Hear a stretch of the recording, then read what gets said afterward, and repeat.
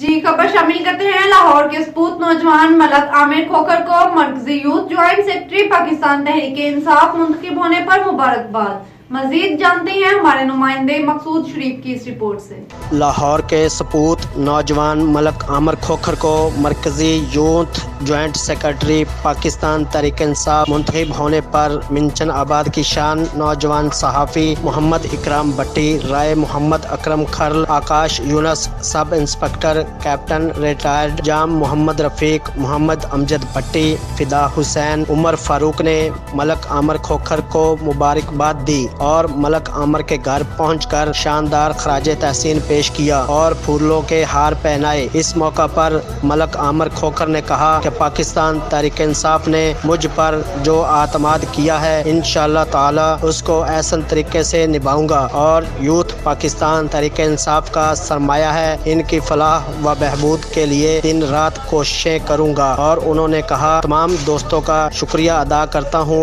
जिन्होंने मुबारकबाद पेश की और मुझे हौसला दिया।